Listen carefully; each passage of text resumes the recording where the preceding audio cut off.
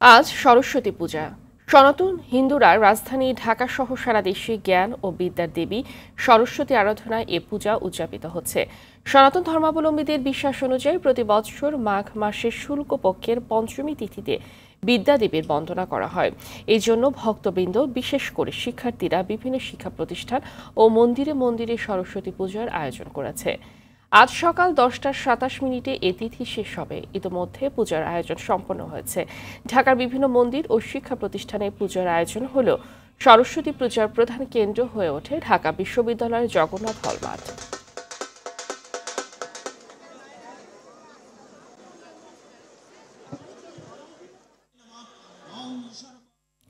দর্শক, এই বিষয়ে আরো জানাতে ঢাকা বিশ্ববিদ্যালয়ের জগন্নাথ হলের মাঠ থেকে আমাদের সাথে যুক্ত হচ্ছেন সহকর্মী সাদিয়া কানিজ। সাদিয়া, পূজার আনুষ্ঠানিকতা কেমন দেখছেন? ভক্তরা কি বলছেন? পূজার আনুষ্ঠানিকতা সম্পর্কে জানাবেন।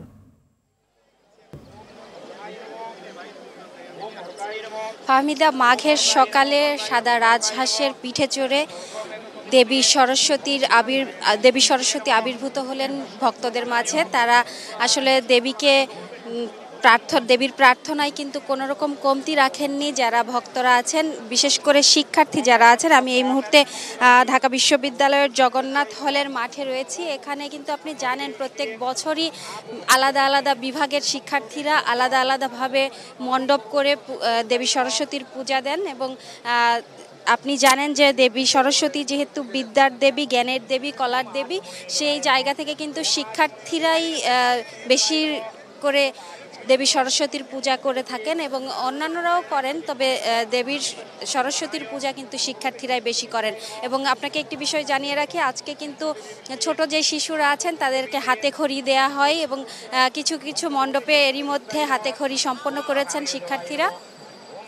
আর প্রায় 72টিরও বেশি মণ্ডপ এবার জগন্নাথ হলের মাঠে বিভিন্ন বিভাগের শিক্ষার্থীরা করেছেন এবং দেবীর প্রার্থনায় কিন্তু কোনো রকম কমতি রাখেননি শিক্ষার্থীরা। সকাল থেকেই উলুধ্বনি, মন্ত্রপাঠ এবং পূজার মধ্য দিয়েই আসলে দেবীর অর্চনা করছেন শিক্ষার্থীরা। আমরা দেখতেই পাচ্ছি যে সাজ একটি রব এখানে মণ্ডপগুলোতে, এবং শিক্ষার্থীরা তাদের দেবীর কাছে আসলে প্রার্থনা জানাচ্ছেন যে তারা যেন পড়াশোনায় ভালো করতে পারেন এবং পরীক্ষার ফল যেন তাদের ভালো হয়, এমনই প্রার্থনা জানাচ্ছেন। এবং শুধু জ্ঞানার্জনই নয়, দেবীর কাছে তারা আসলে প্রার্থনা জানাচ্ছেন একটি সাম্যের দেশ যেন তারা গঠন করতে পারেন। সবার সমন্বিত প্রচেষ্টায় একটি সুন্দর বাংলাদেশের প্রত্যাশায় আসলে শিক্ষার্থীরা করছেন। আমাদেরকে জানিয়েছেন যে যেহেতু দেবী সরস্বতী জ্ঞানের দেবী, তাদের মাঝে যেন জ্ঞান ছড়িয়ে দেন এবং তারা আসলে বিশ্বাস করেন যে দেবী সরস্বতী তুষ্ট হলেই তাদের মধ্যে জ্ঞান ছড়িয়ে যাবে এবং অজ্ঞানতার অন্ধকার যেন কাটিয়ে সবাই যেন জ্ঞানের আলোয় উদ্ভাসিত হন, এমনটি আসলে প্রার্থনা জানাচ্ছেন শিক্ষার্থীরা।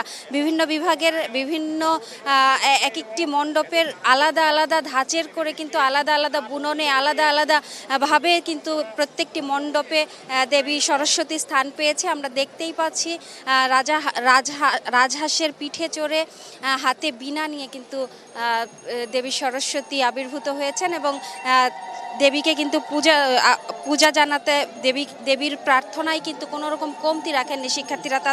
তারা কিন্তু আলাদা আলাদা মণ্ডপে তাদের নিজেদের মতো করে পূজা করছেন এবং শিক্ষার্থীরাই কিন্তু আসলে এই পূজা করছেন এবং ছোট শিশুদের হাতে খড়ির মাধ্যমে আসলে আজকে সারাদিনই চলবে এই আয়োজন এবং রাতে আসলে আরও বড় আয়োজন থাকবে। এবং আপনি জানেন যে আসলে বিভিন্ন বিভাগের আলাদা আলাদা আসলে মণ্ডপ হলেও চারুকলা বিভাগের সরস্বতীকে ঘিরেই আসলে মূল আকর্ষণ থাকে। তো জগন্নাথ হলের মাঠে আসলে আয়োজনের কমতি নেই। তো এই ছিল আমার কাছে সর্বশেষ। ফাহমিদা, ধন্যবাদ আপনাকে।